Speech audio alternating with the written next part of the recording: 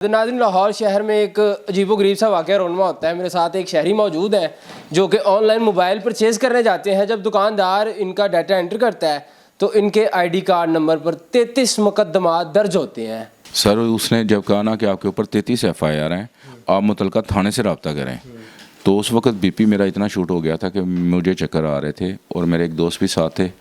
फिर उन्होंने फ़ौरन मुझे डॉक्टर के पास ले गए थे। ये 33 मुकदमा 2021 से 2023 के दरमियान में दर्ज हुई हैं।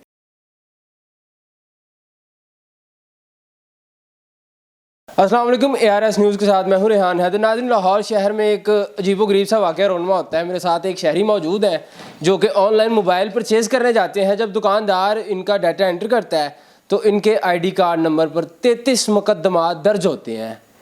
दुकानदार बताता है ये हैरते वर्ता में चले जाते हैं और पैनिक हो जाते हैं, ताकि इनकी तबीयत ख़राब हो जाती है। बाद में ये वकील साहब से रब्ता करते तो पता चलता है कि किसी और के मुकदमा जो हैं वो इनके ऊपर डाल दिए गए हैं। क्या कहानी थी, कैसे इन्हें पता चला, क्या सिचुएशन थी, इन्हीं से जानते। अस्सलाम वालेकुम। वालेकुम क्या अस्सलाम। नाम है आपका? मेरा नाम बाबर नज़ीर है भैया। बाबर भाई, क्या हुआ उस दिन? सर मैं एक मोबाइल परचेज़ करने के लिए गया था। तो जब मोबाइल परचेज़ करने के लिए मैंने अपना आईडी कार्ड दिया, उन्होंने आईडी कार्ड का नंबर एंटर किया तो उन्होंने कहा भाईजान आपके ऊपर 33 FIR हैं। जब उन्होंने 33 FIR बताई तो मेरी तबीयत ख़राब हो गई थी। फिर उस वक्त जब मैं डॉक्टर के पास गया तो BP मेरा शूट किया हुआ था, दवाई उन्होंने दी। फिर उसके बाद 1-2 दिन बाद मैंने वकील के साथ रब्ता किया। वकील साहब हैं महबूब आलम भट्टू साहब। जब उन्होंने बात सुन के उन्होंने कहा हमें 1 आधा दिन चाहिए आपके डॉक्यूमेंट्स पूरे करने के लिए, आपका आईडी कार्ड CRO चेक। अच्छा, इससे पहले आपका ज़ाती आपने कोई इस तरह का क्रिमिनल जो एक्टिविटी है वो परफॉर्म नहीं की? सर अगर परफॉर्म की होती तो मैं कहीं ना कहीं पकड़ा गया होता, कहीं ना कहीं मुझे पकड़ा होता उन्होंने। अगर मैं नहीं हूँ तो इस वजह से हूँ कि मैं सामने आपके आया बैठा हूँ। क्या कैफियत थी जब पता चला एकदम से आप शरीफ शहरी हैं तो दुकानदार कह रहा भाई आप 33 मुकदमात हैं, तो क्या उस वक्त फीलिंग थी? सर उसने जब कहा ना कि आपके ऊपर 33 FIR हैं, आप मुतलका थाने से रब्ता करें, तो उस वक्त BP मेरा इतना शूट हो गया था कि मुझे चक्कर आ रहे थे और मेरे एक दोस्त भी साथ थे। फिर उन्होंने फ़ौरन मुझे डॉक्टर के पास ले गए थे। ठीक हो गया। तो कभी आप किसी भी क्रिमिनल एक्टिविटी में शामिल नहीं हुए? नहीं सर, मैं करते क्या हैं आप? मेरा भाईजान काम है, छोटा सा बिजनेस। कौन सा काम? स्नूकर क्लब है भैया मेरा। Snooker club? जी। तो स्नूकर क्लब में भी अक्सर औकात देखा जाता है क्योंकि बैटिंग शैटिंग सिलसिला चलता है, शायद कुछ इस तरह का? नहीं भैया, ऐसा कोई सिस्टम। ये जो मुकदमात हैं ये किस चीज़ के हैं? ये सर 392 है, 379 है। राजधानी के, चोरी डकैती के? सर कह सकते हैं आप। शरीफ आदमी आप लग रहे हैं, तो कुछ किया तो नहीं है ना सच में? सर आप चेक कर लें सर, CRO के ऑफिस हम एप्लीकेशन दे के आए हुए हैं 24 तारीख की। वहाँ पे डायरी नंबर लगा। कौन से थाना में ये तमाम मुकदमा दर्ज हुए हैं या अलग अलग थानों में है? भैया सिर्फ एक ही थाना है। सिर्फ एक थाना है? जी, वो सुंदर थाना है भैया। ठीक है। और आपकी रहाइश? मेरी समनाबाद में है सर। समनाबाद रहाइश और सुंदर थाने में ये सारे मामला? जी, सुंदर थाने में सारे मामला हैं। ठीक है, बहुत शुक्रिया। नाजरीन, इनके वकील साहब से गुफ्तगू करते हैं बाकी की, उनसे जानते हैं कि क्या मामला हैं। नाजरीन, महबूब आलम भट्टू साहब मौजूद हैं जो कि ये जो विक्टिम है इनके वकील हैं। इनसे जानते हैं कि असल हक़ाइक़ हैं क्या। अस्सलाम वालेकुम। जी वालेकुम सलाम। भट्टू साहब कैसे हैं? अल्हम्दुलिल्लाह मैं ठीक हूँ। मुझे बताइएगा, जब आपको पता चलता है, एक शहरी आपके पास आता है कि भाई मेरे साथ ये मामला हो गया, मैं तो घर से मोबाइल लेने गया था लेकिन पता चलता है कि 33 मुकदमात में मेरा नाम जो है वो एंटर कर दिया गया हुआ है और मैं बड़ा परेशान हूँ, तो कैसे आपने देखा और इससे पहले भी कभी कोई ऐसा केस आपने हैंडल किया है? जी बिल्कुल ऐसा ही है। जब बाबर भाई ने मुझसे रब्ता किया, उन्होंने मुझे बताया कि मेरे ऊपर 33 FIR है। मैंने उनसे पूछा आपके ये मुकदमा कैसे चढ़ गए? कहते भाई मैंने तो ऐसा कुछ नहीं किया। तो मैंने कहा मैं आपका रिकॉर्ड चेक करवाता हूँ कि जेन्युइन ऐसा है। मुझे भी यकीन नहीं आ रहा था कि वाकई इसके ऊपर इतने पर्चे हो गए। जब मैंने चेक थाने से करवाया तो जेन्युइन और ऐसा ही था कि इस भाई के ऊपर 33 FIRs इनके नाम पे दर्ज थीं और इस तरह का केस हमारे पास पहला नहीं आया। 33 मुकदमात का दुरानिया कितना है? ये 33 मुकदमा 2021 से 2023 के दरमियान में दर्ज हुई हैं। और ऐसा भी है कि एक दिन में 11 पर्चे इनके ऊपर दर्ज हुए हैं।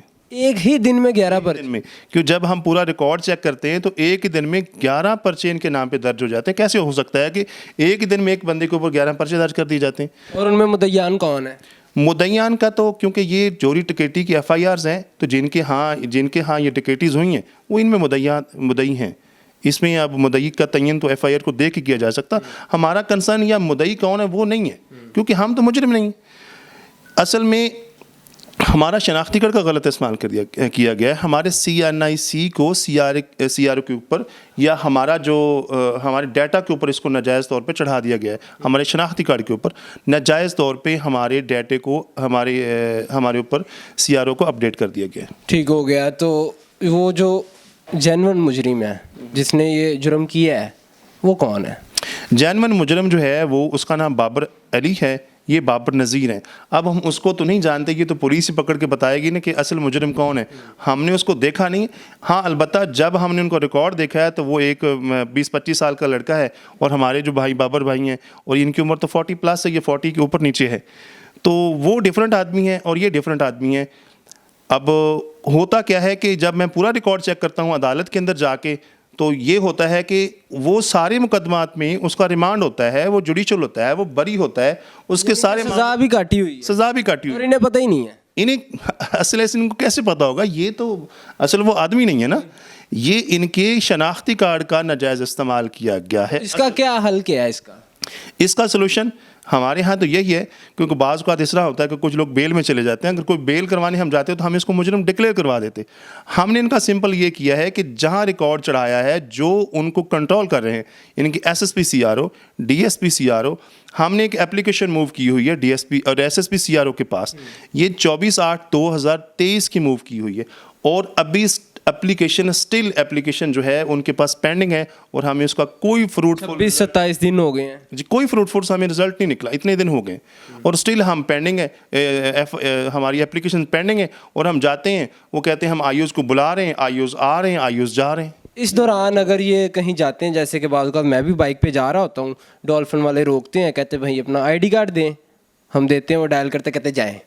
अगर इन्हें रोक लेते हैं, ये पकड़े जाते हैं, कौन जिम्मेदार? अगर इनको रोकते हैं तो वो पकड़े क्या जाएंगे, उसको तो उठा के ले जाएंगे और 33 और दर्ज कर देंगे। और जिम्मेदार कौन है? जिम्मेदार पंजाब पुलिस है, जिम्मेदार हमारी जो पुलिस है जो इस तरह के ब्लंडर कर रही, इसके अलावा कोई जिम्मेदार नहीं। मुझे बताइएगा अब आगे क्या हो रहा है जिससे इनकी जान खलासी हो सके, ये बच सकें। अगर तो ये इन्वॉल्व हैं तो कोई मामला हो, अगर इन्वॉल्व नहीं है तो वो जो मुजरिम था जेन्युइन, उसने सज़ा भी काट ली है, तो इनके ID कार्ड जो है उसको तो क्लियर किया जाए। किस तरह से सारा मामला चलेगा? ये एप्लीकेशन जो हमने दी हुई है, तरीक़ेकार इसका यही है। अब इस पे प्रोसेस होगा, जो असल मुजरिम हैं, जो असल जिन्होंने अपनी तमन्ना अफसानी की खातिर पुलिस ऑफिसर्स ने इनके ID कार्ड का इस्तेमाल किया और अपने पेट भरने के लिए असल मुजरिम को छोड़ दिया, उनके खिलाफ DSP और SSP CRO कार्रवाई करेंगे। उसके बाद उस असल आदमी का शनाख्ती कार्ड रिकॉर्ड पर चढ़ाया जाएगा और इनका हटा दिया जाएगा, ताकि ये शरीफ शहरी अब मुश्किल से बच सके। इसके अलावा इसका और कोई तरीक़ेकार नहीं है। और हमने इनके केस को और मजबूत करने के लिए CCPO लाहौर को भी एप्लीकेशन मूव की हुई है, वो भी स्टिल पेंडिंग है। उसके ऊपर भी हमें कॉल्स एक दफ़ा आई है, हम आपको बुलाते हैं, फिर जनाब SSP साहब जो है ग्रीन टाउन है वो मौजूद नहीं, आपको फिर बुलाते हैं। तो इस तरह फ़िलहाल तो ये सारा मामला चल रहा है और हम होप करते हैं आपके तवस्सुल से, आपके चैनल से, आपकी मीडिया से कि हमारी आवाज़ उन तक पहुँचे, ताकि उनके अंदर एक गैरत का जज्बा पैदा हो और इस शरीफ शहरी को तंग करने के बजाय उसका रिकॉर्ड दुरुस्त करें, ताकि इसका ख़ानदान ये ख़ुद माली और जहनी परेशानी से बच सके। बहुत शुक्रिया जी। नाज़रीन, आपने तमाम गुफ्तगू जानी, आप इस बारे में क्या राय रखते हैं? और अगर आपके इर्द गिर्द कोई ऐसी वारदात रोनमा होती है तो हमें ज़रूर बताइएगा और अपनी राय से कमेंट सेक्शन में भी आगाह कीजिएगा। मुझे दीजिएगा इजाज़त। अल्लाह निगहबान।